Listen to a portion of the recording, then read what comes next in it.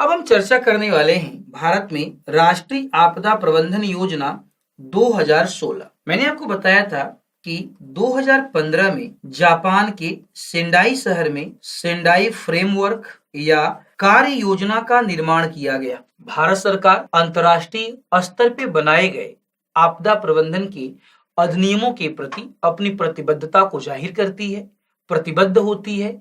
इसी को देखते हुए भारत सरकार के द्वारा सेंडाई फ्रेमवर्क के उपबंधों को ध्यान में रख करके सेंडाई फ्रेमवर्क के लक्ष्यों को पूरा करने के लिए एक आपदा प्रबंधन योजना का निर्माण किया गया। इस आपदा प्रबंधन योजना को राष्ट्रीय आपदा प्रबंधन योजना 2016 के नाम से जाना जाता है। हमें अब ये जानना है कि ये जो योजना है वास्तव में इस योजना की विशेषता क्या है, क्यों हम इस योजना की बार बार चर्चा कर रहे हैं। इस योजना की समझो सबसे बड़ी विशेषता क्या है कि राष्ट्रीय आपदा प्रबंधन योजना 2016 यह भारत में आपदा प्रबंधन के लिए तैयार की गई समझो अपनी तरह की बिल्कुल नई और पहली योजना है। इससे पहले अंतर्राष्ट्रीय मानकों को ध्यान में रख करके हमने इतने बड़े लेवल पे किसी योजना का निर्माण नहीं किया था। तो यह योजना अपने आप में अनूठी है, अपने आप में समझो आपका अलग है। अगला चर्चा हम करें कि ठीक है, मान लिया कि योजना अपने आप में अलग है। प्रश्न ये उठा कि इस योजना का उद्देश्य क्या है। मैंने आपको बताया कि जब भी हम भारत की बातें करते हैं या विश्व की बातें करते हैं तो भारत की जनसंख्या तेजी से बढ़ रही है। जनसंख्या की वृद्धि होने के कारण एक बात तो क्लियर है, आपदा के प्रभाव में भी वृद्धि होगी। आपदा के प्रभाव में भी वृद्धि होगी। अब प्रश्न ये उठा कि अगर आपदा के प्रभाव में वृद्धि होगी, इसका तात्पर्य तो यह हुआ कि आने वाले समय में देश की जनसंख्या का और बड़ा भाग आपदा से प्रभावित होगा। तो सरकार का ये उत्तरदायित्व है कि वह आपदा के प्रबंधन की नीतियों को अपना करके आपदा के प्रभावों को कम करने का प्रयास करे। इस आपदा प्रबंधन योजना का उद्देश्य है भारत में आपदा के बढ़ते प्रभाव को कम करना, आपदा प्रतिरोधक तंत्र का निर्माण करना जिससे आपदाओं से होने वाली क्षति को कम किया जा सके और मानव जीवन को सामान्य बनाया रखा जा सके। अगले पॉइंट की बातें करते हैं। देखिए, बार बार मैंने आपको बताया है कि जब भी हम आपदा की बातें करते हैं, इस आपदा से ना केवल संपत्ति की क्षति होती है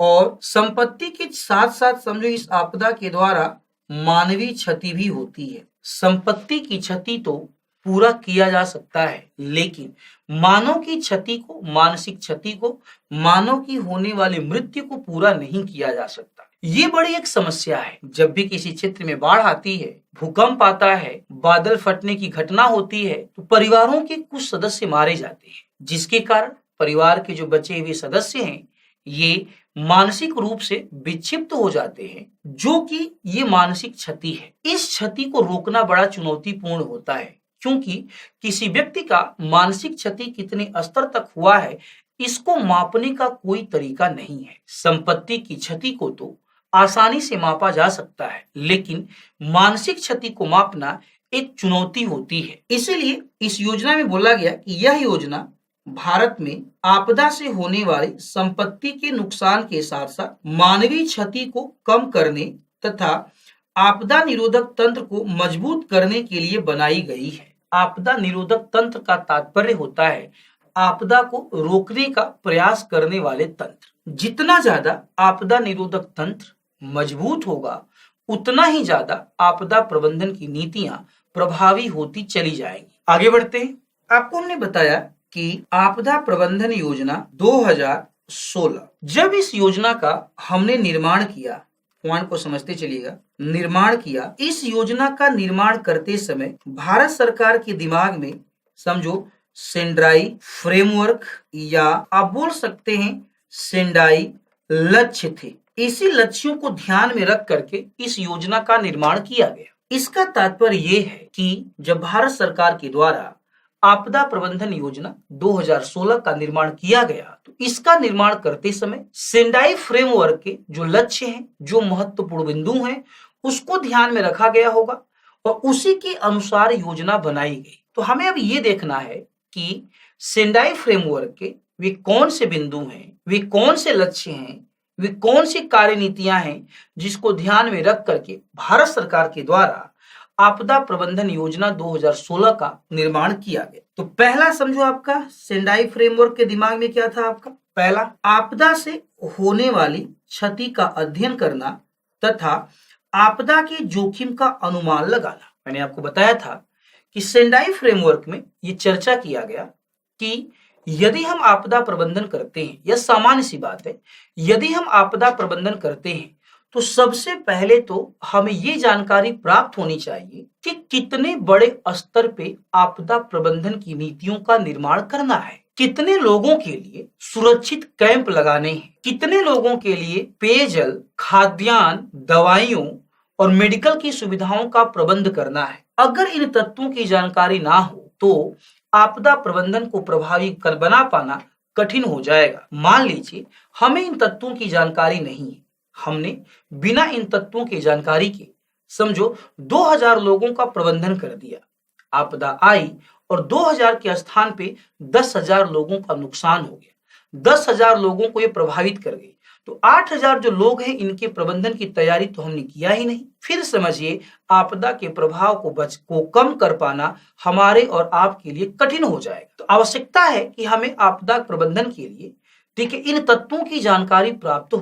प्रश्न ये उठा कि आपदा प्रबंधन से संबंधित इन तत्वों की जानकारी कैसे प्राप्त होगी। इसके लिए समझो हमें क्या करना पड़ेगा, आपदा से होने वाली जो क्षति है उसका अनुमान लगाना पड़ेगा, शोध करना पड़ेगा और अनुमान लगा करके हमें बताना पड़ेगा कि आपदा से होने वाली जो जोखिम है, जो क्षति है वो इतने बड़े स्तर का है, फिर उसी के अनुसार हम आपदा प्रबंधन की नीतियों का निर्माण करेंगे। ये पहला पॉइंट था। दूसरे पॉइंट की बातें करें आपका समझो, दूसरा पॉइंट क्या है, आपदाएं जब आती हैं तो मानव समुदाय को प्रत्यक्ष और अप्रत्यक्ष दोनों रूप से प्रभावित करती है। प्रत्यक्ष प्रभाव तो तात्कालिक रूप से दिखाई पड़ता है, अप्रत्यक्ष जो प्रभाव है लंबे समय तक दिखाई पड़ता है। इसीलिए आपदाओं के प्रभाव को कम करना आवश्यक है। प्रश्न ये उठा कि आपदा के प्रभाव को कम कैसे किया जाए, तो सीधा सा जवाब मिलेगा, इसके लिए आपदा से होने वाली क्षति को कम करना पड़ेगा तथा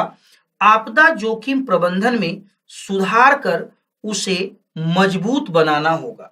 जितना अधिक आपदा जोखिम प्रबंधन मजबूत होगा उतना ही बड़े स्तर पे आपदा का प्रबंधन प्रभावी होगा। नेक्स्ट समझो आपका क्वेश्चन ये उठा कि ये जो आपदा जोखिम है, तीसरे पॉइंट की तरफ चलेंगे, आपदा जोखिम है, इस आपदा जोखिम को कम कैसे किया जाए। तो मैंने आपको बताया कि सपोज कीजिए ये मानव है, ये किसी क्षेत्र में निवास करता है। अगर इस मानव को समझो एक मानचित्र के द्वारा यह बता दिया जाए कि जिस प्रदेश में यह व्यक्ति रहता है उसका वह प्रदेश किस प्रकार की आपदा से प्रभावित है और कोई आपदा कितने दिनों के बाद उसकी पुनरावृत्ति होती है, अगर इसका अनुमान लगा लिया जाए तो इस व्यक्ति को आपदा से संबंधित सभी जानकारियां हो जाएंगी और ये व्यक्ति अपने क्षेत्र में आने वाली आपदा के अनुसार बेहतर प्रबंधन कर पाएगा और आपदा के प्रभाव में कमी भी कर पाएगा। तो हम बोले इसके लिए क्या करना पड़ेगा कि ये जो मानचित्र है इस मानचित्र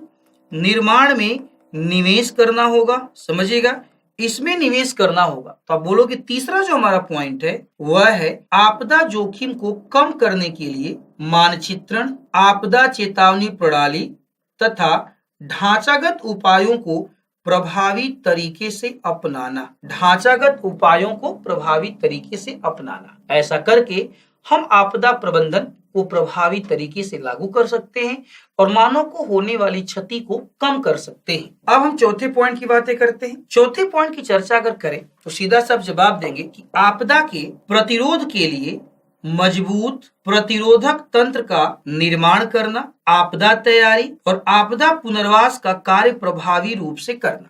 जब भी आपदाएं आती हैं तो कुछ क्षेत्रों में मानवीय जो अधिवास है, जो आधारभूत अवसंरचना है, ये पूरी तरह से नष्ट हो जाती है। तो इस आधारभूत अवसंरचना और मानवीय अधिवासों को दोबारा से बनाने की आवश्यकता होती है। इसका दोबारा से पुनर्वास किया जाता है, पुनर्निर्माण किया जाता है। अब हम चर्चा करने वाले हैं कि भारत सरकार के द्वारा बनाई गई जो योजना है इसका नाम है राष्ट्रीय आपदा प्रबंधन योजना 2016। इस योजना के प्रमुख तथ्य क्या हैं, इस योजना में किन किन तथ्यों को शामिल किया गया है, अब हम ये चर्चा करेंगे। तो प्रमुख तथ्यों की बातें करें तो पहला सबसे महत्वपूर्ण बिंदु क्या होगा, आपको मैंने बताया कि ये जो योजना है ये भारत सरकार की सेंडाई फ्रेमवर्क के प्रति प्रतिबद्धता को जाहिर करती है। तो इस योजना का जो पहला सबसे महत्वपूर्ण तथ्य है वह यह है कि यह योजना आपदा जोखिम घटाने के लिए सेंडाई फ्रेमवर्क में तय किए गए लक्ष्यों और प्राथमिकताओं के साथ साथ मोटे तौर पर तालमेल स्थापित करेगा। इसी के लिए तो ये योजना बनाई गई है। दूसरे पॉइंट की बातें करें, दूसरा पॉइंट क्या है, मैंने आपको समझाया कि भारत का एक बड़ा भूभाग आपदाओं से प्रभावित है। इन आपदाओं के कारण इन क्षेत्रों में बड़े स्तर पे आर्थिक और मानवीय दोनों प्रकार का क्षति होता है। तो इस योजना का एक उद्देश्य था, एक विजन है कि भारत को आपदा से उबरने में अधिक सक्षम बनाया जाए, भारत में आपदा प्रभावित तंत्र को मजबूत बनाया जाए, आपदा निरोधक और प्रतिक्रिया तंत्र को मजबूत बनाया जाए, जिससे यह स्पष्ट हो सके कि भारत अपने आपदा प्रबंधन को इतना मजबूत बना ले कि वह आपदाओं से लड़ सके और आपदाओं की क्षति को कम कर सके। तीसरे पॉइंट की अगर हम बातें करें तो इसमें क्या है, ध्यान से समझिएगा। जब भी हम आपदा प्रबंधन की बातें करते हैं तो इस आपदा प्रबंधन में आपदा पूर्व प्रबंधन हो या आपदा पश्चात प्रबंधन हो, कोई फर्क नहीं पड़ता। ये दोनों प्रकार का प्रबंधन अगर है तो इस दोनों प्रकार के प्रबंधन में कई एजेंसियां कार्य करती हैं। समझो इसमें सरकारी एजेंसियां कार्य करती हैं, ध्यान समझिए। अब ये जो सरकारी एजेंसियां हैं, इन सरकारी एजेंसियों में तालमेल बनाना, इस सरकारी एजेंसियों की रूपरेखा तय करना बड़ा आवश्यक है। इस योजना में समझिए, राष्ट्रीय प्रबंधन योजना आपदा प्रबंधन चक्र के सभी चरणों के लिए सरकारी एजेंसियों को रूपरेखा और दिशा निर्देश प्रदान करता है ताकि एक साथ मिल करके सहयोग और समन्वय की भावना के साथ आपदा प्रबंधन को प्रभावी बनाया जा सके। अगला पॉइंट समझिए आपका, जब भी हम आपदा की बातें करते हैं, आपदा से जोखिम का खतरा लगातार बढ़ता चला जाता है। इस योजना में बताया गया कि आपदा जोखिमों में पर्याप्त रूप से कमी लाना है तथा कमी लाकर जान माल, आजीविका और संपदाओं, आर्थिक, शारीरिक, सामाजिक, सांस्कृतिक और पर्यावरण के नुकसान को कम करना है, जिससे जहां एक तरफ हम अपने आधारभूत ढांचे को बचा पाएंगे, पर्यावरणीय संसाधनों की रक्षा कर पाएंगे, वहीं दूसरी तरफ आपदाओं के नकारात्मक प्रभाव को भी कम करने में हमें सहायता प्राप्त होगी। अगले पॉइंट की तरफ चलेंगे, पांचवें पॉइंट में। ये पांचवा पॉइंट क्या है समझिएगा आप ध्यान से। पांचवें पॉइंट की अगर हम बातें करें तो पॉइंट को समझे। इसमें होगा क्या कि जब भी हम आपदा की बातें करते हैं, दो बातें समझो। आपदा में क्षेत्रीय स्तर पे नुकसान को देखना बड़ा आवश्यक है। अब आपके दिमाग में आएगा कि क्षेत्रीय स्तर पे नुकसान का आकलन करना क्यों आवश्यक है। ऐसा इसलिए है क्योंकि इसी नुकसान के आकलन के द्वारा हम राष्ट्रीय स्तर पे आकलन की बातें करेंगे, और जब तक हम समझिए आपदा के से होने वाले जोखिम, नुकसान का आकलन नहीं कर पाएंगे, तब तक बेहतर आपदा प्रबंधन कर पाना एक कठिन कार्य है। तो आप बोलेंगे इस योजना की रूपरेखा तैयार करते समय क्षेत्रीय स्तर पर होने वाली क्षति को ध्यान में रख करके यह योजना बनाई गई है। इससे आपदा प्रबंधन को प्रभावी बनाने के साथ साथ क्षेत्रीय विकास को भी बढ़ावा दिया जा सकता है। अगले पॉइंट की बातें करें, पॉइंट नंबर 6 समझिए। आपको मैंने चर्चा किया था कि जब भी हम आपदा प्रबंधन की बातें करते हैं, इस आपदा प्रबंधन में अगर प्रभावी रणनीति की बातें करते हैं तो एक आपदा पूर्व प्रबंधन होता है, एक आपदा पश्चात प्रबंधन होता है, और एक होता है आपदा के साथ प्रबंधन। आपदा के साथ जो प्रबंधन है, यह प्रबंधन तकनीकी रूप से विकसित देशों के द्वारा किया जाता है, जैसे यूनाइटेड स्टेट ऑफ अमेरिका हो गया, जापान हो गया। विकासशील देशों और गरीब देशों में समझिए जो आपदा प्रबंधन प्रभावी रूप से कार्य करता है वह आपदा पूर्व प्रबंधन है और आपदा पश्चात प्रबंधन है। तो हमें अब ये देखना है कि जो भी हम योजना बनाएं जो जिसका संबंध आपदा के प्रबंधन से हो, वह योजना ऐसी योजना हो कि आपदा पूर्व प्रबंधन और आपदा पश्चात प्रबंधन की नीतियों को आसानी से लागू किया जा सके। तो आप बोलेंगे इस योजना की रूपरेखा इस प्रकार से तैयार की गई है जिससे इसको आपदा पूर्व प्रबंधन तथा आपदा पश्चात प्रबंधन के सभी चरणों में आसानी से लागू किया जा सके। आपदा पूर्व प्रबंधन की बातें करते हैं तो आपदा पूर्व प्रबंधन के 3 चरण हैं। एक है आपदा की तैयारी, एक है आपदा का निरोध और एक है आपदा का निवारण। इन 3 चरणों में आपदा पूर्व प्रबंधन किया जाता है। इसी तरह आपदा पश्चात प्रबंधन के भी 3 चरण हैं। बचाव और राहत कार्य करना, रिकवरी का कार्य करना और पुनर्वास का कार्य करना। तो आपदा प्रबंधन योजना 2016 को समझो आपदा पूर्व प्रबंधन के तीनों चरणों तथा आपदा पश्चात प्रबंधन के तीनों चरणों में आसानी से लागू किया जा सकता है। इसी को देखकर ही इस योजना का निर्माण किया गया है। अगले पॉइंट की बातें करते हैं। आपदा पूर्व प्रबंधन की बातें अगर हम करें, आपदा पूर्व प्रबंधन में आपदा तैयारी के साथ साथ आपदा चेतावनी प्रणाली का विकास करना बड़ा ही महत्वपूर्ण तथ्य होता है। आपदा चेतावनी प्रणाली का विकास अगर हमने कर लिया तो जन समुदाय को आपदाओं के आने के पहले ही आपदाओं की जानकारी उपलब्ध कराई जा सकती है, जिससे लोग अपने आप को समझो आपदा की प्रतिक्रिया हेतु तैयार कर सकते हैं। साथ ही साथ आपदाओं से संबंधित जो सूचना है उस सूचना का भी प्रसार करना होगा। सूचना का प्रसार करके हम प्रबंधन को मजबूत बना सकते हैं। आपदाएं जब आती हैं तो आपदाओं में कई लोग घायल हो जाते हैं। इन लोगों को हॉस्पिटल पहुंचाने की सुविधा का विकास करना पड़ेगा।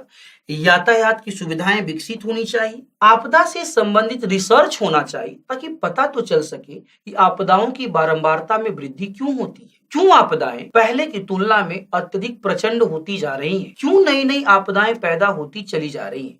इसकी जानकारी तो हमें प्राप्त होनी चाहिए। इस योजना में बोला गया कि आपदा पूर्व प्रबंधन, आपदा चेतावनी प्रणाली, आपदा से संबंधित सूचना, आपदा के लिए यातायात की सुविधा, आपदा शोध, आपदा बचाव इत्यादि को शामिल किया गया है, जिससे विभिन्न स्तर पर एजेंसियों में समन्वय तथा सहभागिता को स्थापित करके आपदा प्रबंधन को प्रभावी और मजबूत बनाया जा सके। 8वें पॉइंट की बातें करते हैं। 8वां पॉइंट क्या है समझिएगा। बोला कि देखो कोई भी नीति अगर बनती है तो उस नीति या योजना को इस प्रकार से तैयार किया जाना चाहिए उस योजना को आसानी से संपूर्ण देश में लागू किया जा सके। उस योजना को लागू करने में किसी भी प्रकार की समस्या का सामना ना करना पड़े। इसी को ध्यान में रखते हुए आपदा प्रबंधन योजना 2016 का निर्माण किया गया। आपदा प्रबंधन की कार्य योजना बनाते समय यह ध्यान रखा गया है कि एक समान रूपरेखा बनाकर इसे लागू किया जा सके और इसको लागू करने में किसी भी प्रकार की समस्या का सामना ना करना पड़े। अगला पॉइंट क्या है समझिए आपका। 9th पॉइंट क्या है, इस पॉइंट को भी समझिएगा। मैंने एक मैप में भारत के अलग अलग प्रदेशों में आपको अलग अलग आपदाओं का विवरण दिया था। स्पेशली समझिए, अगर हम चर्चा करें तो भारत के अलग अलग प्रदेशों में समझिए पर्यावरणीय दशाएं, जलवायु दशाएं, भू आकृतिक स्थिति दशाएं, ये तीनों के तीनों समझो क्या हैं, अलग अलग हैं। समझिएगा ये तीनों अलग अलग हैं। ठीक, अगर ये तीनों अलग अलग हैं तो हमें समझो क्या करना पड़ेगा, भारत के अलग अलग प्रदेश में उपस्थित पारिस्थितिकी दशाओं का आकलन करके समझो उन्हीं पारिस्थितिकी दशाओं के अनुसार ही हमें आपदा प्रबंधन की नीतियां बनानी पड़ेगी। अगर तटवर्ती प्रदेशों में चक्रवात की समस्या है तो हमें चक्रवात आपदा प्रबंधन की नीतियां बनानी पड़ेगी। अगर नॉर्थ ईस्ट में बाढ़ के साथ साथ भूकंप की समस्या है तो बाढ़ और भूकंप दोनों की नीतियां बनानी पड़ेगी। अगर राजस्थान के प्रदेश में सूखे की समस्या है, शुष्क प्रदेश हीट वेव की समस्या है तो हमें इसके प्रबंधन की नीतियां बनानी पड़ेगी। अगर उत्तराखंड के प्रदेश में बादल के फटने की बारंबारता बढ़ रही है और बादल का फटना और भूस्खलन एक आपदा है तो हमें उत्तराखंड के लिए बादल के फटने के प्रबंधन करना हमें पड़ेगा। ऐसा नहीं है कि बस आपका भूकंप एक आपदा है तो भूकंप आपदा के लिए ही आपने नीति बना दिया। ऐसा करोगे तो समझिए नीति आपका प्रभावी नहीं होगी। तो सीधा सा हम बोलेंगे कि भारत के अलग अलग प्रदेशों में परिस्थितियों का आकलन करने, उसी के अनुसार आपदा प्रबंधन की योजना बनाकर उसे प्रभावी रूप से लागू करने, जिससे आपदा प्रबंधन प्रभावी हो सके। ये भी समझो क्या है आपका एक बड़ा क्या है आपका नीति है। 10वें भाग की बातें करेंगे। पॉइंट नंबर 10, आपदा प्रबंधन अधिनियम 2016 को इस प्रकार से बनाया गया है कि आपदा पूर्व प्रबंधन में हमने चर्चा किया था आपदा तैयारी, आपदा निरोध और आपदा निवारण, इसकी हमने चर्चा की थी। इस प्रकार से बनाया गया है कि इसे आपदा तैयारी, आपदा निरोध तथा आपदा निवारण में आसानी से लागू किया जा सके। इसको इन चरणों में लागू करने में किसी भी प्रकार की कोई समस्या ना हो। आगे बढ़ेंगे। आपदा पुनर्वास को बेहतर और प्रभावी तरीके से लागू किया जा सके, यह योजना इसी तरह से बनाई गई है। इस प्रकार से ये जो आपके टॉपिक था, हमने देखा कि राष्ट्रीय आपदा प्रबंधन जो योजना है, इस योजना के प्रमुख तथ्य क्या है। इन तथ्यों को देख करके यह स्पष्ट हो जाता है कि यह योजना अंतर्राष्ट्रीय मानकों के अनुसार है तथा इस योजना को लागू करके भारत में आपदा प्रबंधन को प्रभावी तरीके से लागू किया जा सकता है। भारत में आपदा निरोधक तंत्र, आपदा प्रतिक्रिया तंत्र को मजबूत बना करके भारत को आपदाओं के प्रभाव से बचाया जा सकता है। आगे बढ़ते हैं, समझिए। देखिए, राष्ट्रीय आपदा प्रबंधन योजना 2016 बनाई गई। इस योजना को बनाते समय कुछ समझिए कार्यकारी हिस्से की पहचान की गई कि हमें इस योजना में इन कार्यों को तो करना ही करना है। भारत सरकार ने इन कार्यकारी जो हिस्से हैं, इन कार्यकारी हिस्सों को अपने इस योजना में पूरी तरह से उल्लेख किया है। ये जो हिस्से हैं, ये वास्तव में 18 बड़े कार्यों के रूप में पहचाने गए हैं। भारत सरकार ने इन 18 बड़े कार्यों को उल्लेख किया है कि वास्तव में ये कार्य कौन कौन से होंगे जिसको राष्ट्रीय आपदा प्रबंधन योजना 2016 में किया जाएगा। पहला है सबसे महत्वपूर्ण पूर्ण चेतावनी यानी कि पूर्व चेतावनी, मानचित्र, उपग्रह इनपुट और सूचना का प्रसार करना। ऐसा क्यों किया गया? ऐसा करने से समझो हम क्या कर सकते हैं, आपदा की घटित होने से पहले, समझिएगा, पहले आपदा की जानकारी उपलब्ध करा सकते हैं या उपलब्ध कराई जा सकती है। ये पहला पॉइंट है।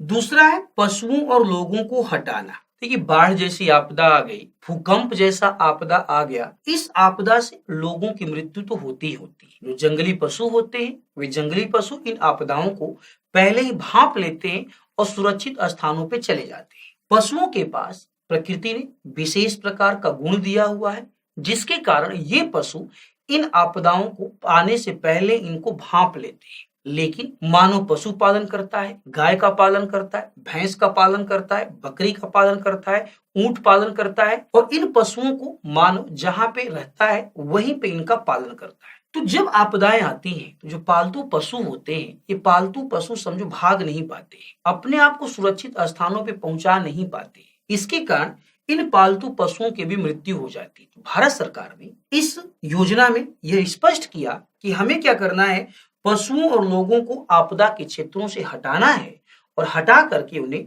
सुरक्षित स्थानों पर पहुंचाना है। अगला पॉइंट बढ़ते हैं। मान लीजिए बाढ़ जैसी आपदा आई और बाढ़ जैसी आपदा के कारण क्या हुआ, पालतू पशु और मानव समझो जल में बह गए। क्या किया जाए? तो भारत सरकार ने इस योजना में स्पष्ट किया है कि हमें क्या करना पड़ेगा, पशुओं और लोगों को ढूंढना होगा, उन्हें बचाना होगा और सुरक्षित स्थानों पर समझो पहुंचाना होगा। अगला पॉइंट समझिए, जब भी आपदाएं आती हैं तो आपदाओं के कारण जब सुरक्षित कैंप लगाए जाते हैं तो सुरक्षित कैंपों में पेयजल की सुविधा विद्यमान होनी चाहिए। मानव के अस्तित्व को बचाने के लिए जल सबसे आवश्यक तत्व होता है।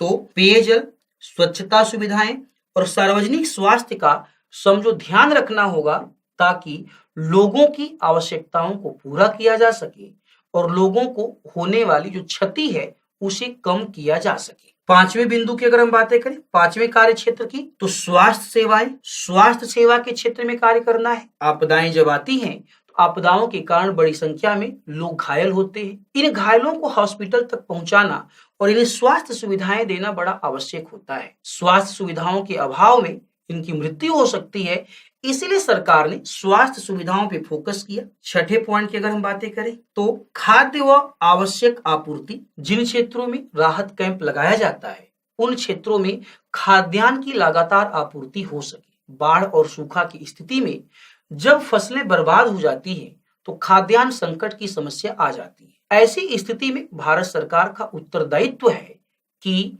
वह भारत के लोगों को जो इन आपदाओं से प्रभावित हैं खाद्यान्न की लगातार आपूर्ति बनाए रखे। तो भारत सरकार ऐसा करती भी है।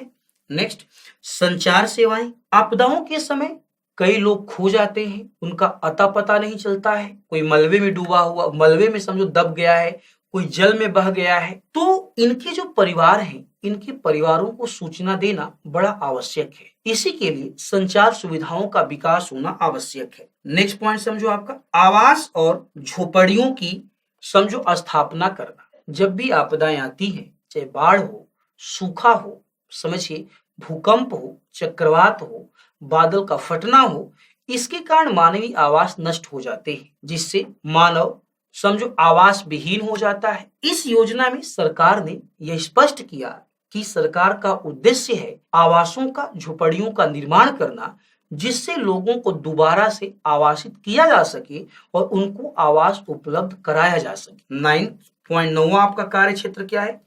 प्रभावित क्षेत्रों में पशुओं के लिए चारा उपलब्ध कराना। आपदाएं जब आती हैं तो कृषि कार्य और अन्य कार्यों को पूरी तरह से तबाह कर देती है। इस स्थिति में केवल और केवल मानव को ही समस्या पैदा नहीं होती है, जो पालतू पशु हैं उन्हें भी समस्या पैदा होती है। तो मानव को खाद्यान्न उपलब्ध कराने के साथ साथ जो पालतू पशु हैं उनके लिए भी चारे का प्रबंध किया जाएगा, ऐसा भारत सरकार ने अपने कार्य योजना में स्पष्ट किया है।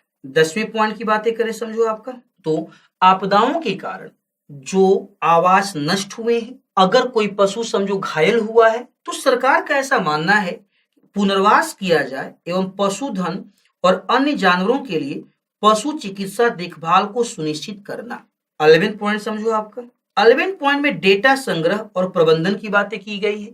आपदा से संबंधित डाटा का कलेक्शन किया जाए, संग्रह किया जाए, फिर उसका प्रबंधन किया जाए। राहत और रोजगार उपलब्ध कराना। 13 समझो 13वां, मीडिया संपर्क। मीडिया के द्वारा लोगों को हम जागरूक कर सकते हैं। समझिए, ये जो मीडिया है, यह मीडिया सूचना का प्रसार करती है, यह मीडिया जागरूकता फैलाती है, यह मीडिया श्रमबल इकट्ठा कर सकती है। इसीलिए आपदा प्रबंधन में मीडिया की भूमिका बड़ी महत्वपूर्ण हो जाती है। भारत सरकार ने आपदा प्रबंधन योजना 2016 में मीडिया के महत्व को स्थापित करते हुए मीडिया संपर्क की बात कही है। अगले पॉइंट पे हम चलते हैं समझो, पॉइंट नंबर 14, 14वां कार्य क्षेत्र क्या है? बिजली की आपूर्ति। जब भी आपदाएं आती हैं तो आपदाओं के कारण बिजली के खंभे गिर जाते हैं, बिजली के तार टूट जाते हैं, बिजली उत्पादक जो केंद्र हैं वो भी नष्ट हो जाते हैं। इसके कारण बिजली की आपूर्ति ठप हो जाती है। परिणाम स्वरूप मानव का जो जीवन है वह अंधकारमय हो जाता है और अंधेरे की उपस्थिति में समझिए मानव बड़े सारे कार्य नहीं कर पाएगा। इसीलिए भारत सरकार का मानना है कि आपदा की स्थिति में लोगों को बिजली की आपूर्ति लगातार बनाए रखने का विशेष प्रबंध किए जाए। 15वें पॉइंट के रूप में समझो आपका ईंधन की चर्चा की गई है, ईंधन की आपूर्ति। 16 पॉइंट 16वें पॉइंट की अगर हम बातें करें तो 16वें पॉइंट में भारत सरकार ने परिवहन की चर्चा किया है, परिवहन का विकास। क्योंकि समझिए अगर परिवहन विकसित अवस्था में होगा तो आपदा से प्रभावित क्षेत्रों में आसानी से राहत कार्य, खाद्यान्न उपलब्ध कराए जा सकते हैं, घायलों को जल्दी हॉस्पिटल में पहुंचाया जा सकता है। इसीलिए परिवहन का विकास बड़ा जरूरी है। पॉइंट नंबर 17 समझो, आपदा के कारण प्रभावित क्षेत्र में समझो राहत कैंप लगाए जाते हैं। राहत कैंप में आपदा से प्रभावित लोगों को रखा जाता है, घायलों को रखा जाता है, गंभीर रूप से घायलों को हॉस्पिटल भेज दिया जाता है। तो इस राहत कैंपों में भोजन के लिए खाद्य की लगातार आपूर्ति होनी चाहिए। इन राहत कैंपों में पेयजल के लिए स्वच्छ जल की आपूर्ति होनी चाहिए, दवाओं की आपूर्ति होनी चाहिए। तो भारत सरकार ने 2016 के अधिनियम में स्पष्ट किया राहत, रसद और आपूर्ति की श्रृंखला का प्रबंध किया जाए ताकि लगातार आपूर्ति करके समझो लोगों को बचाया जा सके। ठीक है, लास्ट पॉइंट क्या है? देखिए, जब भी आपदाएं आती हैं तो आपदाओं के कारण जो मानव की मृत्यु होती है, पशुओं की मृत्यु होती है, तो इनका जो मृत शरीर है, डेड बॉडी है, इनके सड़ने गलने के कारण संक्रामक बीमारियां फैलने लगती है। तो आवश्यकता इस बात की होती है कि इनके मृत शरीर को जल्दी से जल्दी कहीं दफनाया जाए, इसका निपटारा किया जाए। तो भारत सरकार ने इसको ध्यान में रखते हुए 2016 के आपदा प्रबंधन के अधिनियम में स्पष्ट किया कि पशुओं के शवों को जल्दी से जल्दी निपटाया जाए, ताकि इनसे फैलने वाली जो संक्रामक बीमारियां हैं, इन संक्रामक बीमारियों को आसानी से रोका जा सके।